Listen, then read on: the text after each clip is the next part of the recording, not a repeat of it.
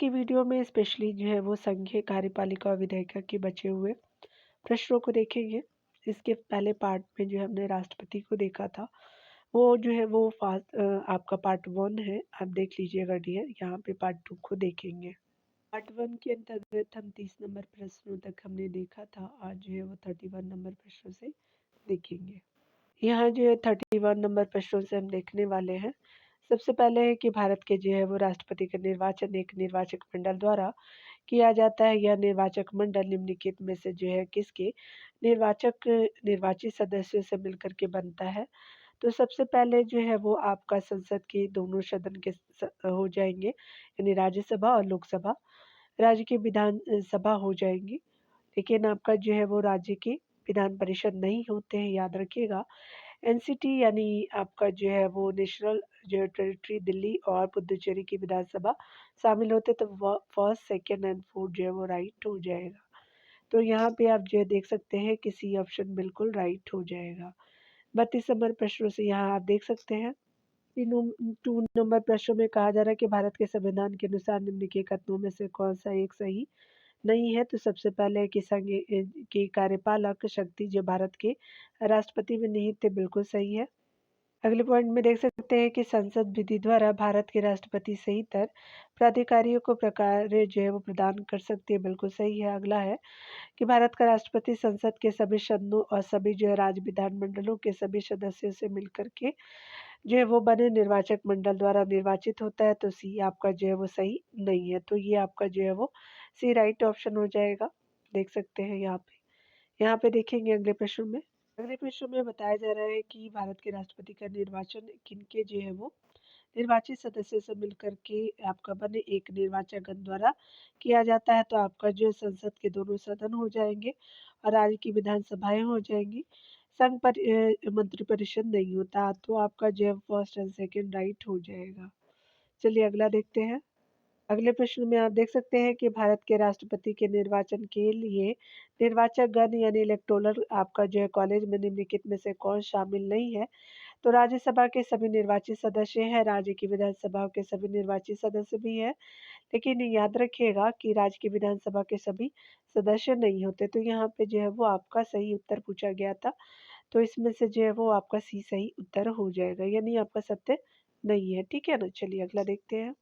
यहाँ पे आप ध्यान दीजिएगा कि राष्ट्रपति के निर्वाचन में राज्य का जो है वो मुख्यमंत्री मतदान करने के लिए पात्र नहीं होता है यदि यदि वह जो है वो राज्य विधानमंडल में उच्च सदन का सदस्य हो। तो आपका जो है सी सही हो जाएगा।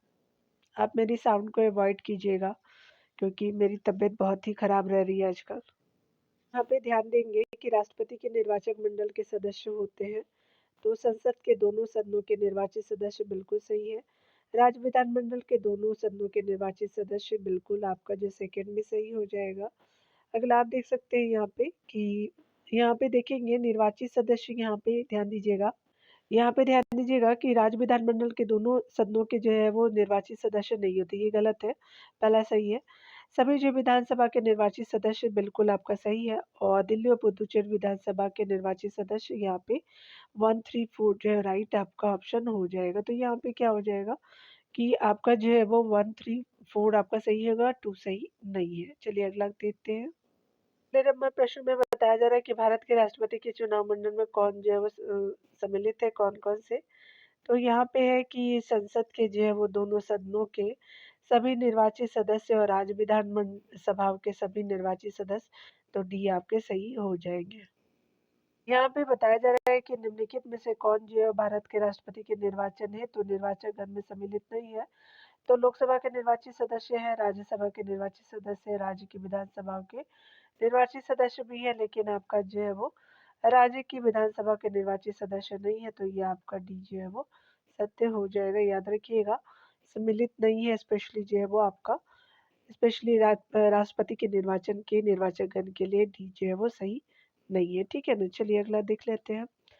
अगले प्रश्न में बताना है कि भारतीय संविधान के 70वें जो संशोधन द्वारा भारत के राष्ट्रपति के चुनाव में जिन जो केंद्र शासित प्रदेशों को भाग लेने का अधिकार दिया गया है वे जो है वो दिल्ली और पुदुचेरी हो जाएंगे। तो that is B option two B अगर राइट ऑप्शन कंसिडर करेंगे। चलिए अगला देखते हैं।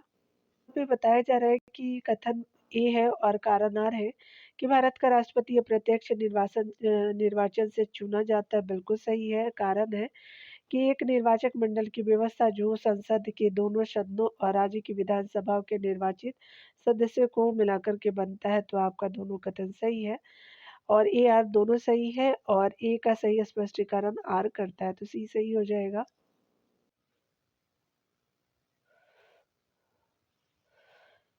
यहाँ पे आप देख सकते हैं कि राष्ट्रपति के निर्वाचन के लिए गठित जो है निर्वाचक आपका मंडल में सम्मिलित होते हैं। तो यहाँ पे स्पेशली जो है वो आपका क्या हो जाएगा कि स्पेशली जो है संघीय संसद तथा जो है वो आपका राज्य विधानसभाओं के सभी निर्वाचित सदस्य शामिल होते हैं, तो दैट इज डी ऑप्शन बिल्कुल राइट हो जाएगा। अगला देख सकते हैं यहाँ पे बताना है कि स्पेशली जो है वो आपका अगले प्रश्न में बताना है कि निम्नलिखित में से कौन जो है भारत के राष्ट्रपति के चुनाव में मतदान का अधिकार नहीं रखता है। तो राज्यसभा में जो राष्ट्रपति द्वारा नामित व्यक्ति नहीं रखते, तो सी सही हो जाएगा। यहाँ पे सी बिल्कुल राइट हो जाएगा। अगला देखेंगे निम्नलिखित में से कौन जो है राष्ट्रपति के निर्वाचन हेतु आपका निर्वाचक गण के सदस्य हैं। यहाँ पे आपका जो है सही उत्तर बताना है, तो सही उत्तर में जो है वो सबसे पहले राज्य विधानसभाओं के सभी निर्वाचित सदस्य बिल्कुल राइट है। अगला है संघ जो है राज्य क्षेत्रों की विधानसभाओं के सभी निर्वाचित सदस्य, तो 2 एंड 3 जो है वो बिल्कुल राइट हो जाएंगे। तो यहाँ पे जो है 2 और 3 जो है वो सत्य हो जाएंगे।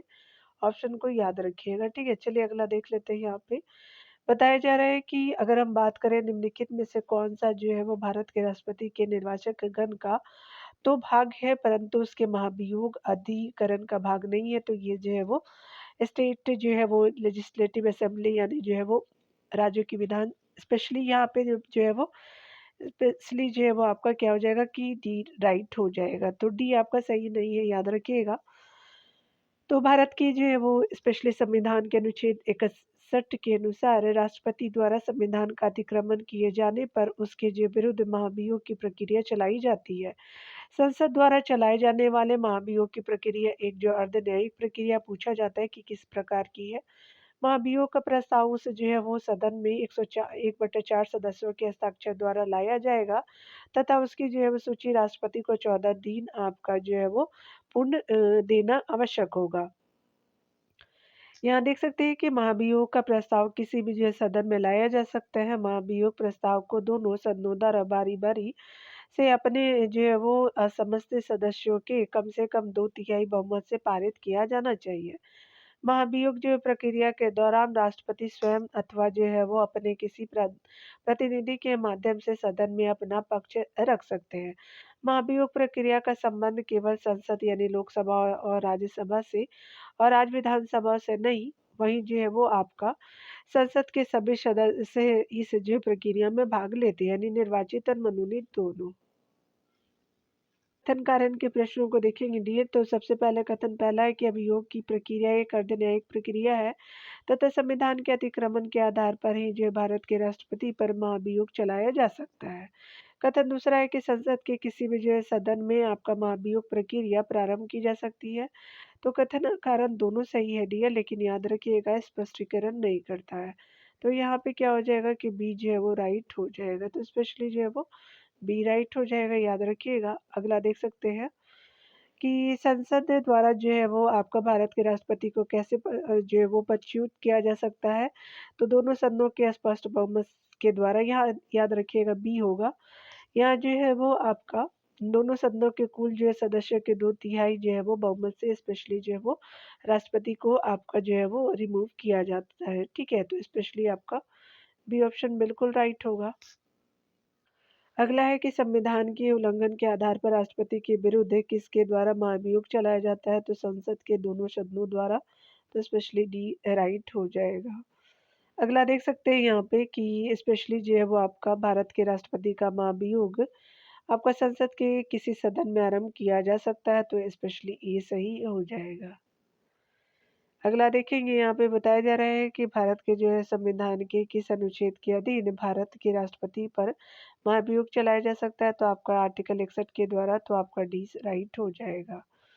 अगला देखेंगे यहाँ पे बताना है कि भारत के राष्ट्रपति का महाभियोग चलाने के लिए कम से कम कितने दिन पूर्व की सूचना आवश्यक है। तो स्पेशली जो 14 डेज का टाइम देना आवश्यक है, तो बी राइट हो जाएगा।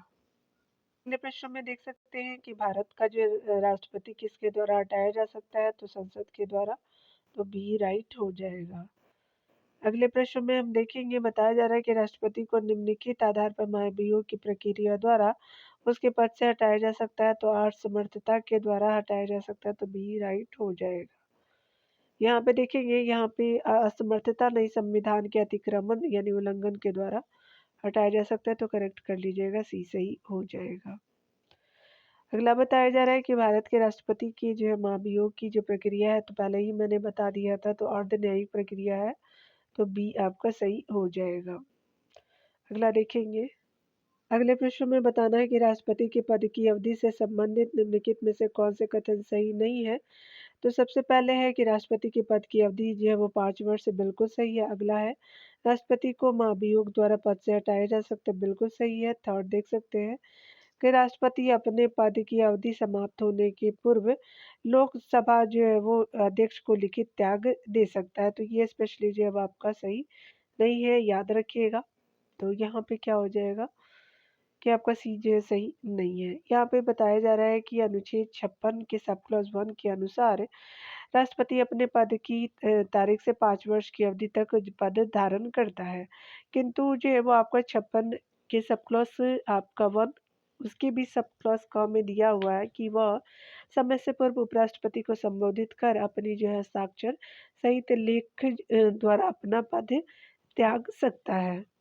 अगले प्रश्न में देखेंगे, राष्ट्रपति द्वारा अपना त्यागपत्र संबोधित किया जाता है, तो स्पेशली राष्ट्रपति के को किया जाता है, ये राइट हो जाएगा। अगला देखेंगे, अगले प्रश्न में बताया जा रहा है कि भारत के राष्ट्रपति के निर्वाचन के संदर्भ में आपका निम्नलिखित तथ्यों पर विचार कीजिए। तो प्रत्येक एमएलए के वोट का जो है वो मूल्य अलग अलग राज्यों में अलग अलग होता है, बिल्कुल राइट है।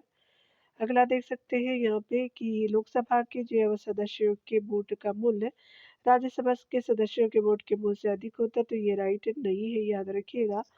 तो यहाँ पे ए ऑप्शन बिल्कुल राइट हो जाएगा।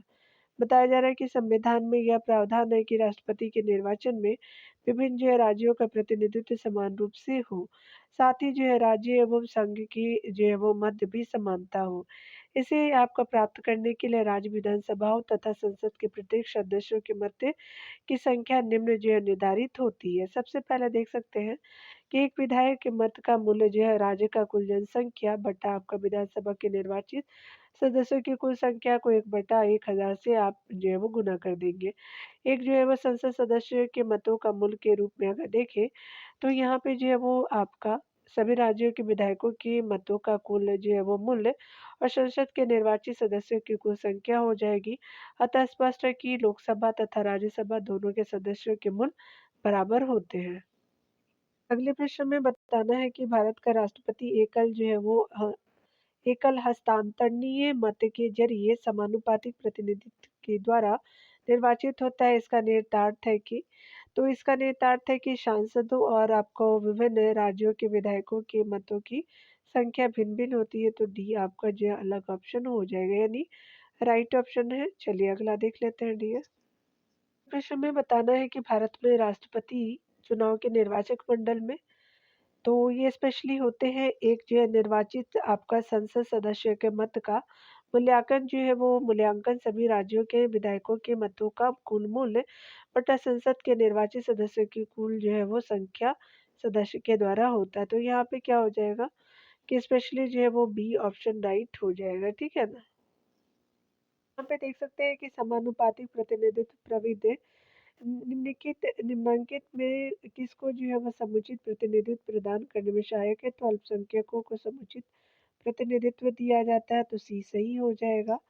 बताया जा रहा है कि समानुपातिक प्रतिनिधित्व प्रणाली का प्रयोग वर्गीय विविधता निर्वाचन क्षेत्रों में होता है। इसका जो है ध्येय मतदाताओं को अपने वोट की संख्या के अनुपात को प्रतिनिधित्व प्रदान करना है, ताकि आपका बहुमत के साथ साथ अल्पमत को उपयुक्त प्रतिनिधित्व प्रदान किया जा सके। इसके दो तरीके हैं, पहला सूची प्रणाली है और दूसरा है एकल हस्तांतरणीय प्रणाली, आपका मतदान प्रणाली हो जाएगा। तो पहला सूची प्रणाली और एकल हस्तांतरणीय मतदान प्रणाली हो जाएंगी। चलिए अगला देखते हैं। प्रश्न में बताया जा रहा है कि भारत के राष्ट्रपति के निर्वाचन से संबंधित निम्नलिखित कथनों में से कौन सही है। तो सबसे पहला है कि 35 वर्ष की आयु से ऊपर का कोई व्यक्ति भारत के राष्ट्रपति के रूप में निर्वाचन के लिए पात्र है, बिल्कुल सही है। अगला बताया जा रहा है कि राष्ट्रपति एक से अधिक जीवन अवधि के लिए निर्वाचन का पात्र है, तो भारत का राष्ट्रपति बिल्कुल सेकंड भी सही है। अगला देख सकते हैं, कोई व्यक्ति यदि लाभ का पद धारण करता है तो वह जो है भारत के राष्ट्रपति के लिए निर्वाचन का पात्र नहीं है, तो आपका जो है वो क्या हो जाएगा, यहाँ पे जो है वो तीनों ऑप्शन राइट है, तो यहाँ पे सी सही हो जाएगा। देख सकते हैं मेन क्राइटेरिया क्या क्या है, तो यहाँ पे भारतीय संविधान के भाग 5 के अनुच्छेद 52 में भारत के राष्ट्रपति पद की व्यवस्था की गई है। यह भारत का राज्य आपका प्रमुख तथा आपका भारत का प्रथम नागरिक होते हैं। अगला देख सकते हैं, राष्ट्रपति पद के निर्वाचन के लिए निम्न अर्हताएं हैं, यानी आर्टिकल 58 के अंतर्गत है। वह भारत का नागरिक हो, वह जो है वो 35 वर्ष की आयु पूर्ण कर चुका हो, वह लोकसभा का सदस्य निर्वाचित होने के लिए अर्हित हो, यानी आपका जो है वो एलिजिबल हो। और है कि वह जो है संघ सरकार में अथवा किसी राज्य सरकार में अथवा किसी स्थानीय प्राधिकरण में अथवा किसी सार्वजनिक प्राधिकरण में लाभ के पद पर न हो, और आपका लाभ के पद में राष्ट्रपति, उपराष्ट्रपति, किसी राज्य का राज्यपाल, संघ या राज्य का आपका मंत्री शामिल नहीं होते हैं। ठीक है। अगला देख सकते हैं, आर्टिकल 57 के द्वारा आप देख सकते हैं कि इसके अंतर्गत भारत का राष्ट्रपति एक से अधिक अवधि के लिए पुनः निर्वाचन का पात्र है। यहाँ पे बताया जा रहा है कि भारतीय राष्ट्रपति के आपका विषय में निम्नलिखित कथनों पर विचार कीजिए, तो उसे भारत का जन्मा आपका नागरिक होना चाहिए, तो ये सही नहीं है। उसे 35 वर्ष की आयु पूरी कर ले, बिल्कुल सही है। उसे संसद का सदस्य निर्वाचित होने के लिए योग्यता रखनी चाहिए, तो आपका जो है वो क्या हो जाएगा कि सिर्फ दूसरा ऑप्शन राइट हो जाएगा। फर्स्ट एंड थर्ड जो है वो राइट नहीं है। चलिए अगला देख लेते हैं। अगला बताया जा रहा है कि राष्ट्रपति की उम्मीदवार के लिए क्या आवश्यक शर्तें नहीं है, तो पढ़ा लिखा हो, ये जो है इम्पोर्टेंट नहीं है, तो स्पेशली जो है वो क्या हो जाएगा, तो आपका बी राइट हो जाएगा। यहाँ पे देख सकते हैं, प्रश्न में बताया जा रहा है कि एक सांसद अथवा विधानसभा का सदस्य राष्ट्रपति निर्वाचित हो सकता है, परंतु निर्वाचित होने के तुरंत उपरांत अपनी जो है वो सदस्यता छोड़नी होगी, तो स्पेशली जो है वो सी राइट हो जाएगा। यहाँ पे देख सकते हैं कि भारतीय संविधान के अनुच्छेद 59 के तहत राष्ट्रपति के पद के लिए शर्तों का प्रावधान है। आपका अनुच्छेद 59 के सब क्लॉज 1 के अनुसार राष्ट्रपति संसद के किसी सदन का या जो है किसी राज्य के विधानमंडल के किसी सदन का सदस्य नहीं होगा, और यदि संसद के किसी सदन का या आपका किसी राज्य विधानमंडल के किसी सदन का कोई सदस्य राष्ट्रपति निर्वाचित हो जाता है, तो यह आपका समझा जाएगा कि उसने जो है वो सदन में अपना स्थान राष्ट्रपति के रूप में अपने पद ग्रहण की तारीख से रिक्त कर दिया है। अगले प्रश्न में देख सकते हैं, बताना है कि स्पेशली जो है वो आपका निम्नलिखित में से कौन जो है वो राष्ट्रपति के चुनाव प्रकरण के लिए सही नहीं है। तो पहला कथन है कि पदस्थ जो है वो राष्ट्रपति की पदावधि से पूर्व आपका उत्तराधिकारी का चुनाव आवश्यक हो जाना चाहिए, बिल्कुल राइट है। अगला है कि राष्ट्रपति अपना पदभार ग्रहण करने की तिथि से 5 वर्ष तक पद पर रहेंगे, बिल्कुल सही है।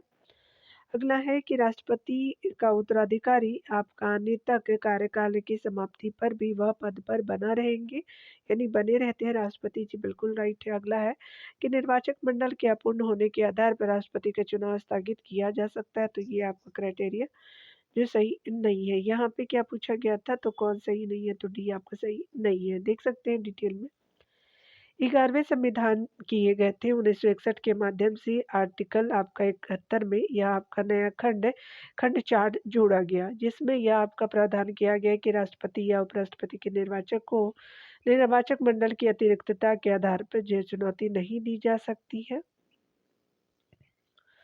अगला देख सकते हैं, यहाँ पे बताया जा रहा है कि राष्ट्रपति का चुनाव आपका निम्न में से किसके जो है द्वारा संचालित किया जा सकता है, तो भारत के निर्वाचक आयोग के द्वारा किया जा सकता है, तो डी राइट हो जाएगा। अनुच्छेद 324 के खंड जो है वो सब क्लॉज 1 के अनुसार संसद और प्रत्येक राज्य के विधानमंडल के लिए कराए जाने वाले सभी निर्वाचनों के लिए तथा जो राष्ट्रपति उपराष्ट्रपति के पदों के लिए निर्वाचक नामावली तैयार करने का और उन सभी जो निर्वाचनों के संचालन का अधीक्षण निर्देशन और नियंत्रण निर्वाचन जो है वो आयोग में निहित होंगे यानी होगा। देख सकते हैं अगला है कि अगर भारत के राष्ट्रपति के चुनाव में कोई विवाद है तो उसे विवाद को सौंपा जा सकता है तो भारत के सर्वोच्च न्यायालय को तो स्पेशली सी सही हो जाएगा। यहाँ देख सकते हैं कि संविधान के अनुच्छेद आपका जो है वह 71 के सब क्लॉज 1 में वर्णित है कि राष्ट्रपति या उपराष्ट्रपति के निर्वाचन से उत्पन्न या सशक्त सभी जो शंकाओं और विवादों की जांच और विनिश्चय जो है उच्च न्यायालय द्वारा किया जाएगा और उसका विनिश्चय अंतिम होगा। चलिए अगला देखते हैं। पॉइंट में हम देख सकते हैं कि भारत के राष्ट्रपति की क्षमा प्रदान करने की शक्ति के बारे में निम्नलिखित तथ्यों पर विचार कीजिए। राष्ट्रपति द्वारा इस आपका शक्ति का प्रयोग सीमित जो है वो न्यायिक पुनर्वलोकन की अधीन लाया जा सकता है, बिल्कुल राइट है। अगला है कि राष्ट्रपति इस जो है शक्ति का प्रयोग केंद्र सरकार की सलाह के बगैर कर सकता है, तो ये सही नहीं है। यहाँ पे आपका ऑप्शन जो है वो ए ऑप्शन बिल्कुल सही है, करेक्ट ऑप्शन पूछा गया था। यहाँ डिटेल से देख सकते हैं कि कथन पहला जो है सही है। संविधान राष्ट्रपति को संविधान की अनुच्छेद 72 के अंतर्गत क्षमादान जो है वो देने की शक्ति प्राप्त है। इसका अर्थ है कि राष्ट्रपति किसी दोषी आपका व्यक्ति को सजा को पूरी तरह माफ कर सकते हैं, कम कर सकते हैं या बदल सकते हैं। विशेष रूप से जब वो आपका मामला केंद्रीय कानून और सैन्य जो है कानून या आपका मृत्यु दंड से संबोधित हो, आपका राष्ट्रपति को क्षमादान शक्ति पर न्यायिक जो है वो समीक्षा की जा सकती है, लेकिन केवल आपका तब जब यह आपका साबित हो कि इस जो है वो शक्ति का प्रयोग मनमाने भेदभावपूर्ण एवं असंवैधानिक तरीके से हुआ है। यहाँ पे बताया जा रहा है कि कथन दूसरा जो है सही नहीं है। राष्ट्रपति को क्षमादान देने की शक्ति तो प्राप्त है, लेकिन वे जो है वो इसका प्रयोग केंद्र सरकार की सलाह के बिना नहीं कर सकते हैं। इसका कथन यह है कि यह एक जो है कार्यकारी शक्ति है जो मंत्रिपरिषद की सलाह से ही संचालित होती है। राष्ट्रपति केवल एक औपचारिक या संवैधानिक प्रमुख होते हैं, न कि स्वतंत्र आपका निर्णयकारी इस मामले में। यहाँ पे देख सकते हैं पहले कथनों में बताना है कि लोकसभा का विघटन होने पर विघटन के बाद आपको होने वाले लोकसभा के पहले अधिवेशन के ठीक पहले तक अध्यक्ष अपने पद को रिक्त नहीं करेगा, बिल्कुल सही है। यहाँ पे देख सकते हैं। दूसरा ऑप्शन है कि भारत के संविधान के उपबंधों के अनुसार लोकसभा का कोई सदस्य अध्यक्ष के रूप में निर्वाचित होने पर अपने राजनीतिक दल से तुरंत त्यागपत्र दे देगा, तो ये सही नहीं है। थर्ड ऑप्शन देख सकते हैं कि लोकसभा के जो है अध्यक्ष को लोकसभा के तत्कालीन समस्त सदस्यों के बहुमत से पारित संकल्प द्वारा अपने पद से हटाया जा सकेगा, किंतु कोई आपका संकल्प तब तक प्रस्तावित नहीं किया जाएगा जब तक कि उस संकल्प को प्रस्तावित करने के आशय की कम से कम 14 दिन की सूचना न दे दी गई हो। तो आपका जो है वो क्या हो जाएगा कि फर्स्ट जो है वो थर्ड ऑप्शन बिल्कुल राइट हो जाएगा। तो सी जो है वो सही हो जाएगा। यहाँ पे देख सकते हैं, यहाँ पे बताया गया था कि आपका भारतीय संविधान के अनुच्छेद 94 के सब क्लॉज 1 के अनुसार लोकसभा भंग होने के बावजूद आपका लोकसभा अध्यक्ष तुरंत पद नहीं छोड़ते, बल्कि आपका नई लोकसभा की पहली बैठक के आपका ठीक पहले तक पद पर बने रहते हैं ताकि संसदीय कार्य में कोई रुकावट ना आए। दूसरा कथन आपका सही नहीं है। भारतीय संविधान में कोई ऐसा आपका प्रावधान नहीं है जो यह आपका कहता हो कि लोकसभा का सदस्य अध्यक्ष चुने जाने पर अपने आपका राजनीतिक पार्टी से इस्तीफा देगा। यह एक परंपरा और नैतिक जिम्मेदारी होती है कि अध्यक्ष निष्पक्ष और तटस्थ आपका भूमिका निभाए, लेकिन कानूनन आपका इस्तीफा देना अनिवार्य नहीं है। थर्ड ऑप्शन देख सकते हैं कि आपका जो है वो बिल्कुल कथन थर्ड सही है। भारतीय संविधान के अनुच्छेद 94 के तहत लोकसभा सदस्यों को उसके पद से लोकसभा द्वारा पारित एक प्रस्ताव के माध्यम से हटाया जा सकता है। वह आपका सदन के तत्कालीन सभी सदस्यों के बहुमत से पारित हो, न कि आपका केवल उपस्थित मतदान करने वाले सदस्यों से। प्रस्ताव लाने से पहले आपका आपका कम से कम 14 दिन पूर्व का आपका 14 दिन जो है वो 14 दिन का पूर्व नोटिस देना अनिवार्य है ताकि अध्यक्ष को अपना पक्ष रखने का उचित अवसर मिले। में बताया जा रहा है कि राष्ट्रपति के चुनाव संबंधी विवादों पर निर्णय आपका दिया जाता है तो भारत के आपका सर्वोच्च न्यायालय द्वारा तो ये राइट हो जाएगा। अगला देख सकते हैं यहाँ पे बताया जा रहा है कि भारतीय संविधान के कौन सा अनुच्छेद राष्ट्रपति के पद के लिए पुनर्निर्वाचन की योग्यता आपका निर्धारित करता है तो आपका आर्टिकल 57 हो जाएगा तो डी राइट हो जाएगा। देख सकते हैं अनुच्छेद 57 राष्ट्रपति के पुनर्निर्वाचन की योग्यताओं से संबंधित है। अनुच्छेद 52 में भारत के राष्ट्रपति के पद का प्रावधान है।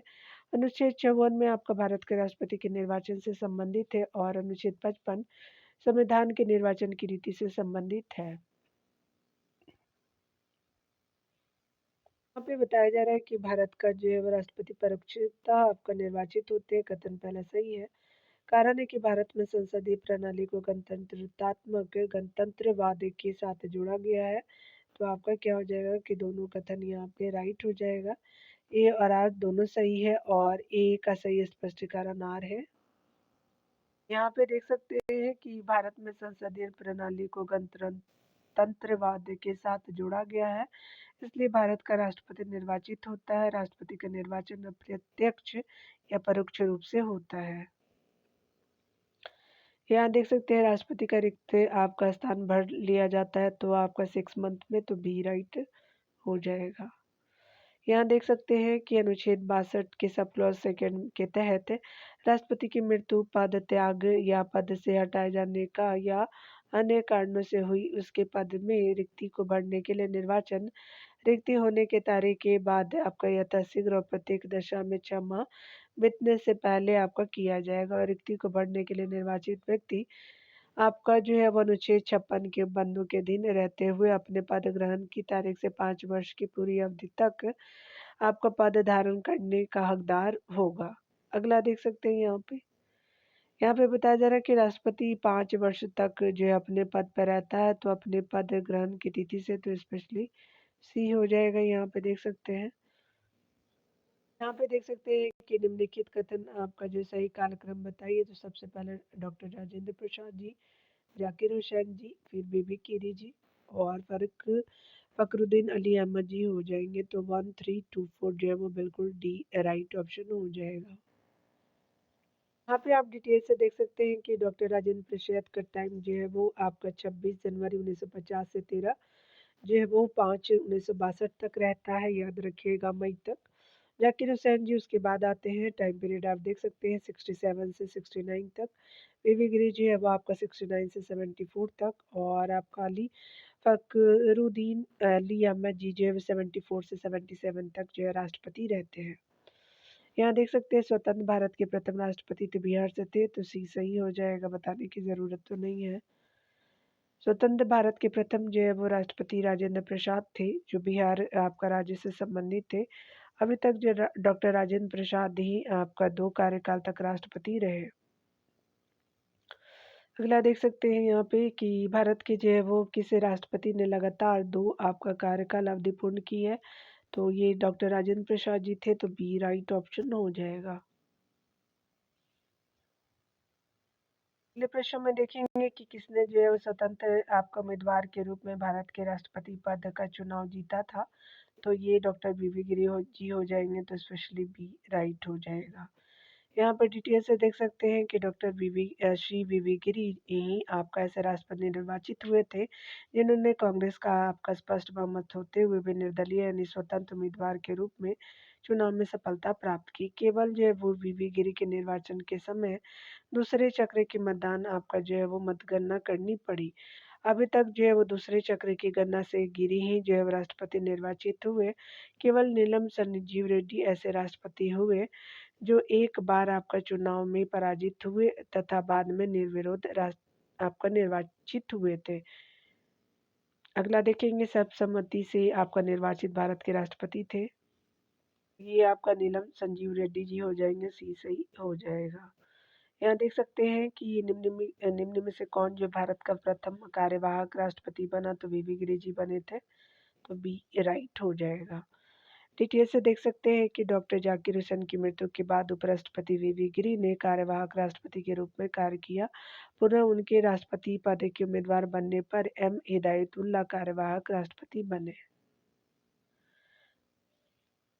अगले प्रश्न में देख सकते हैं निम्नलिखित में भारत के कौन सी जो है राष्ट्रपति बनने से पहले उपराष्ट्रपति पद पर आपका नहीं रहते, यानी पहले वो उपराष्ट्रपति नहीं थे। तो याद रखिएगा नीलम संजीवा रेड्डी जी और आपका डॉक्टर फखरुद्दीन अली अहमद जी नहीं थे, तो सी सही हो जाएगा। आप डिटेल से यहाँ देख सकते हैं कि श्री आपका नीलम संजीव रेड्डी और श्री फखरुद्दीन अली अहमद राष्ट्रपति चुनने से पहले उपराष्ट्रपति पद पर नहीं थे। यहाँ देख सकते हैं कि निम्नलिखित में से कौन जो उपराष्ट्रपति राष्ट्रपति नहीं नियुक्त हुआ था, तो ये स्पेशली श्रीकांत जी नहीं हुए थे। तो यहाँ पे जो है वो सी सही हो जाएगा। यहाँ देखेंगे डॉक्टर श्रीकांत कृष्णकांत आपका जो है वो 1997 से 2002 के तक भारत के 10वें उपराष्ट्रपति के रूप में कार्य किया। कृष्णकांत भारत के पहले ऐसे उपराष्ट्रपति थे जिनके कार्यकाल के दौरान ही मृत्यु हो गई थी। डॉक्टर जो है वो आपका कृष्णकांत भारत के आपका राष्ट्रपति के रूप में निर्वाचित नहीं हो सके थे। 82 नंबर प्रश्न में देख सकते हैं कि निम्नलिखित में से जो भारत के किस मुख्य आपका न्यायाधीश ने राष्ट्रपति के रूप में भी काम किया, तो जस्टिस एम हिदायतुल्लाह थे, तो ये सही हो जाएंगे। ये देख सकते हैं भारत के उच्चतम जो न्यायालय के मुख्य आपका न्यायाधीश जस्टिस एम हिदायतुल्लाह ने कार्यवाहक राष्ट्रपति के रूप में कार्य किया। कार्यकारी राष्ट्रपति वीवी गिरी द्वारा राष्ट्रपति का पद जो है राष्ट्रपति का चुनाव लड़ने हेतु जो है वो आपका त्यागपत्र देने के बाद 20 जुलाई 1969 से 24 अगस्त 1969 तक न्यायमूर्ति एम हिदायतुल्लाह ने राष्ट्रपति के कर्तव्यों का निर्वहन किया था। अगला देखेंगे, देख सकते हैं कि बिल्कुल प्रारंभ से आपका भारत के राष्ट्रपति के पद पर आसीन व्यक्तियों का निम्नलिखित में से कौन क्रम सही है, तो यहाँ पे स्पेशलिस्ट तो आप सभी जानते हैं कि राष्ट्रपति राजेंद्र प्रसाद जी थे, ऐसे आपका राधा कृष्णन जी थे, जाकिर हुसैन जी थे, वीवी गिरी जी थे। अगला देख सकते हैं टाइम पीरियड के रूप में यहाँ पे डिटेल से, तो संविधान लागू होने के उपरांत से भारत के राष्ट्रपति आपका पद पर आसीन व्यक्तियों का सही क्रम राजेंद्र प्रसाद जी 1950 से 1962, एस राधा कृष्णन जी 1962 से 1967 और आपका जो है वो जाकिर हुसैन जी 1967 से 1969, वीवी गिरी जी 1969 से 1974 तक रहते हैं राष्ट्रपति भारत के। ठीक है, चलिए यहाँ पे देख लेते हैं। यहाँ पे देख सकते हैं कि फखरुद्दीन अली अहमद जी जो है वो आपका 1974 से 77 तक रहते हैं। उसके अलावा जो है संजीव रेड्डी जी 1977 से 1982 और जाकिर हुसैन जी उसके बाद है थर्ड नंबर के थे, तो ये 1969 में हो जाएंगे। और यहाँ पे जो है वो ये 1969 यहाँ पे 4 नंबर पे हो जाएंगे और वीवी गिरी जो है 1969 से 1974 का टाइम पीरियड हो जाएगा। याद रखिएगा ये जो है वो आपका जाकिर हुसैन जी का हो जाएगा। उसके बाद जो है वीवी गिरी जी आते हैं। तो यहाँ पे क्या हो जाएगा कि स्पेशली जो है वो याद रखिएगा कि 67 से ये पहले ही रहते हैं जाकिर हुसैन जी, ठीक है ना। तो यहाँ पे जो है वो आपका 2 3 4 1 राइट हो जाएगा। 2 3 4 1 आपका जो है सही है। यहाँ पे देख सकते हैं सबसे पहले जो है वो बात करें तो आपका जाकिर हुसैन जी थे 1969 से आपका आपका 67 से 69 तक रहते हैं, 67 से 69 तक। उसके बाद जो है वो आपका वीवी गिरी जी आते हैं। उसके बाद जो है वो फखरुद्दीन अली अहमद जी का टाइम पीरियड बाद में आपका एन संजीवा रेड्डी जी आते हैं, ठीक है ना। चलिए अगला देखते हैं। यहाँ पे बताया जा रहा है कि जो है वो निम्नलिखित में से जो है कौन से भारतीय राष्ट्रपति लोकसभा के अध्यक्ष भी रहे थे, तो एन संजीव रेड्डी जी थे। याद रखिएगा रेड्डी जी का जो है वो 1977 से 82 का टाइम पीरियड है। भारत के पूर्व जो है वो राष्ट्रपति नीलम संजीवा रेड्डी ने 2 बार लोकसभा के अध्यक्ष पद को सुशोभित किया। प्रथम बार जो है चौथी लोकसभा के कार्यकाल में 1967 से 69 तक त्यागपत्र दिया और दूसरी बार 1977 में नीलम संजीव रेड्डी जो है 1977 में भारत के राष्ट्रपति निर्वाचित हुए, जो कि भारत के एकमात्र निर्विरोध रहे थे, यानी राष्ट्रपति रहे थे। वे उपराष्ट्रपति पद पर कभी नहीं रहे थे, ठीक है। याद रखिएगा पूछा भी गया था अभी। यहाँ देख सकते हैं कि इनमें से जो है वो किसने निर्विरोध भारत के राष्ट्रपति चुने जाने के लिए कि पूर्व लोकसभा अध्यक्ष के रूप में कार्य किया था, तो आपका नीलम संजीव रेड्डी जी हो जाएंगे, डी राइट हो जाएगा। यहाँ पे देख सकते हैं, यहाँ पे भी वही है कि निम्नलिखित में से कौन राष्ट्रपति होने से पूर्व भारत के उपराष्ट्रपति पद पर आसीन नहीं थी, तो ये नीलम संजीव रेड्डी जी थे, क्योंकि ये लोकसभा अध्यक्ष थे, तो सी सही हो जाएगा। यहाँ पे देख सकते हैं कि राष्ट्रपति प्रतिभा देवी सिंह पाटिल भारतीय गणतंत्र के राष्ट्रपति के रूप में सीक्वेंस नंबर क्या है, तो ये 12वें नंबर की आपके राष्ट्रपति रही है, तो डी सी सही हो जाएगा। भारत की प्रथम जो महिला राष्ट्रपति आपका भारत की 12वीं राष्ट्रपति थी, और ये जो है वो 25 जुलाई 2007 से 25 जुलाई 2012 तक जो है वो राष्ट्रपति रहीं। याद रखिएगा, वर्तमान में आपका द्रौपदी मुर्मू भारत की जो 15वीं राष्ट्रपति के रूप में 2025 यानी जो 25 जुलाई 2022 से कार्यरत है, यानी इनका 7 साल तक चलेगा, 2027 तक चलेगा, यानी 5 साल तक। ठीक है ना, चलिए अगला देख लेते हैं।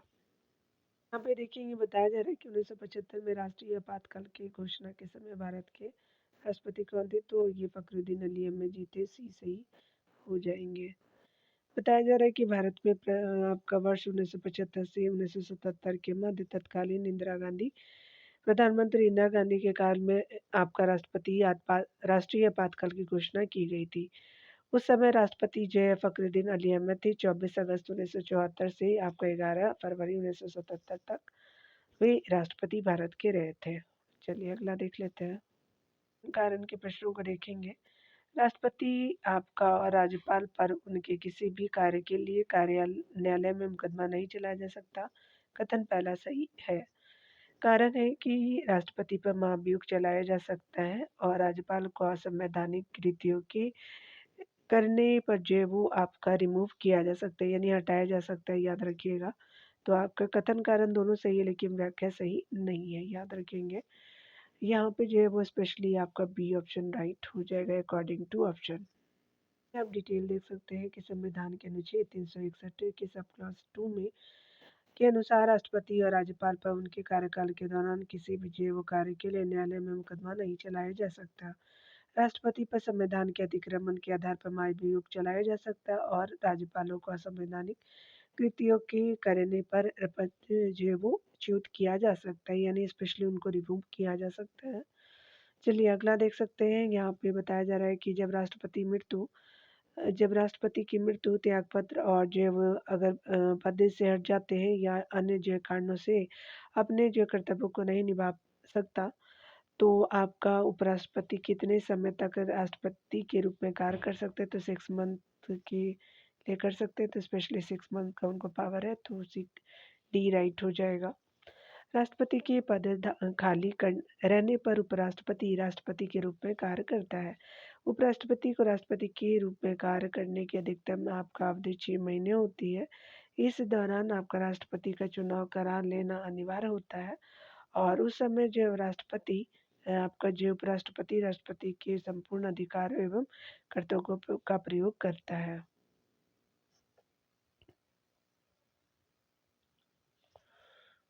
यहाँ पे बताया जा रहा है कि यदि भारत के राष्ट्रपति के जो त्यागपत्र देने के समय या मृत्यु हो जाने के समय राष्ट्रपति का पद भी आपका खाली हो, तो राष्ट्रपति का कार्यकाल आपका कौन संभालेगा, तो स्पेशली भारत का मुख्य न्यायाधीश संभालता है, तो स्पेशली डी राइट हो जाएगा। यहाँ देख सकते हैं कि ये संविधान के अनुच्छेद आपका 70 में प्राप्त शक्तियों का उपयोग कर संसद द्वारा राष्ट्रपति यानी कृत्यों का निर्वहन अधिनियम 1969 पारित किया गया था, और इस अधिनियम की धारा की जो है वो थॉट की सब क्लॉज 1 के अनुसार यदि मृत्यु, त्यागपत्र अथवा हटाए जाने की स्थिति में राष्ट्रपति का पद रिक्त हो तथा राष्ट्रपति उपराष्ट्रपति में उपलब्ध नहीं है, तो उच्चतम न्यायालय का मुख्य जो है वो न्यायाधीश या उसकी उपस्थित न रहने पर उसे न्यायालय का वरिष्ठतम जो है वो न्यायाधीश जो उस समय उपलब्ध हो राष्ट्रपति के कृत्यों का संपादन करेगा। ऐसी स्थिति एक बार बनी जब आपका राष्ट्रपति जाकिर हुसैन की मृत्यु के बाद बीबी गिरी बतौर राष्ट्रपति कार्य करने लगे तथा बीबी गिरी राष्ट्रपति पद के उम्मीदवार बने, तब मुख्य न्यायाधीश एम जो है वो हिदायतुल्लाह ने बतौर कार्यवाहक राष्ट्रपति के रूप में कार्य किया। अगला देख सकते हैं। यहाँ पे बताया जा रहा है कि मुख्यमंत्री यानी मंत्रिपरिषद को उसके कार्यों में मंत्रणा या सहायता देने के लिए आपका है, परंतु यहाँ पे स्पेशली तो मंत्रिपरिषद जो राष्ट्रपति को उसके कार्यों में मंत्रणा या सहायता देने के लिए है, परंतु यहाँ पे जो है वो आपका क्या हो जाएगा, राष्ट्रपति मंत्रिपरिषद की सलाह को उसके पुनर्विचार के लिए लौटा सकता है, तो स्पेशली डी राइट हो जाएगा। यहाँ पे बताया जा सकता है कि अनुच्छेद आपका 74 के सब क्लास 1 में उल्लिखित है कि राष्ट्रपति को सहायता सलाह देने के लिए एक मंत्रिपरिषद होगी जिसका जो प्रधानमंत्री होगा। राष्ट्रपति वो अपने कृत्यों का उपयोग करने में उनकी जो सलाह के अनुसार कार्य करेगा।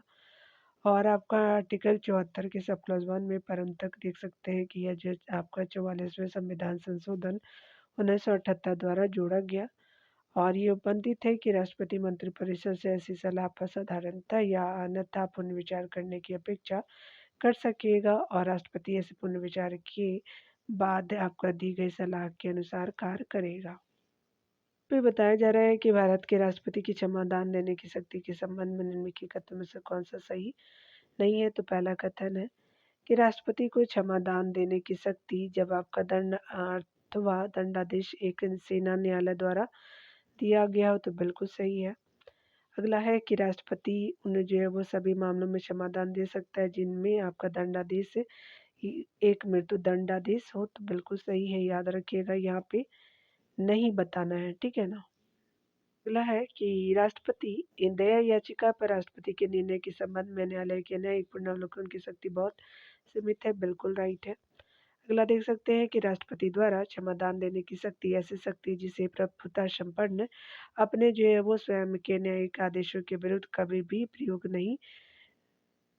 प्रयोग में नहीं जो है वो लाता है, तो ये आपका सही नहीं है, यानी डी जो है वो हमारी इनकरेक्ट हो जाएगी, तो ऑप्शन डी जो है राइट हो जाएगा। यहाँ पे आप डिटेल देखेंगे संविधान के अनुच्छेद आपका 72 में आपका राष्ट्रपति को उन व्यक्तियों को क्षमा करने की शक्ति प्रदान की गई है जो निम्नलिखित मामलों में किसी अपराध के लिए दोषी करार दिए गए हैं। संघीय जो है वो विधि के विरुद्ध किसी अपराध में आपका दिए गए दंड में, सैन्य न्यायालय द्वारा आपका दिए गए दंड में, और यदि दंड का स्वरूप मृत्यु दंड है, राष्ट्रपति की इस आपका शक्ति पर कोई भी न्यायिक समीक्षा नहीं की जा सकती, सिवाय यहाँ राष्ट्रपति का निर्णय स्वेच्छाचारी, विवेक रहित, दुर्भावनापूर्ण एवं भेदभावपूर्ण हो। समाधान की शक्ति ऐसी शक्ति है जिसे आपका संप्रभु अपने स्वयं के न्यायिक आपका आदेश के विरुद्ध प्रयोग करता है। राष्ट्रपति की क्षमा आपका आदि की शक्ति है, तो एक न्यायिक शक्ति है, तो स्पेशली बी राइट हो जाएगा। बताया जा रहा है कि संविधान के अनुच्छेद 72 में राष्ट्रपति की क्षमादान की शक्ति एक न्यायिक शक्ति है। अनुच्छेद 72 के सब क्लास 1 के अनुसार राष्ट्रपति को किसी अपराध के लिए सीधा आपका दोष ठहराए गए किसी व्यक्ति के दंड को क्षमा, उसका प्रविलंबन, विराम या जो है वो परिहार करने की अथवा दंडादेश के निलंबन, परिहार या लघुकरण की शक्ति होगी। अगला देख सकते हैं। प्रश्न में बताना है कि राष्ट्रपति की क्षमादान प्रदान करने की शक्ति में क्या सम्मिलित नहीं है, तो आपका क्षमा है, लघुकरण भी है, परिहार भी है, लेकिन विराम नहीं है यहाँ पे, और प्रविलंबन भी नहीं है, रोक सकते निरंतरता भी है, तो यहाँ पे 4 एंड 5 सही हो जाएगा, ठीक है ना। तो यहाँ पे क्या, यहाँ पे देख लीजिएगा एक बार, यहाँ पे जो विराम भी लगा सकते हैं, क्षमा भी है, लघुकरण भी है, परिहार भी है, उसके अलावा प्रविलंबन जो है वो आपका है, और याद रखिएगा रोक और निरंतरता नहीं है, याद रखिएगा विराम भी है, ठीक है ना। यानी 1 2 3 4 5 सही है, लेकिन आपका रोक और निरंतरता नहीं है, यानी ई जो है वो राइट हो जाएगा, 6 जो है वो और 7 आपका राइट हो जाएगा, यानी आपकी जो है प्रदान नहीं की गई है शक्ति। तो यहाँ पे देख सकते हैं कि ई जो है वो राइट हो जाएगा, ठीक है ना। तो यहाँ पे 4 एंड 5 की वजह से गलत हुआ था। तो 97 नंबर प्रश्नों से अगले वीडियो में देखेंगे, क्योंकि बहुत प्रश्न है इसके अंतर्गत। हमको लगता है कि राष्ट्रपति और उपराष्ट्रपति के अलावा भी जो है वो पार्ट है, तो 200 जो है वो आपके होंगे प्रश्न। तो मिलते हैं अगले वीडियो में। खुद का ख्याल रखिए, पढ़ते रहिए, टेक केयर डियर।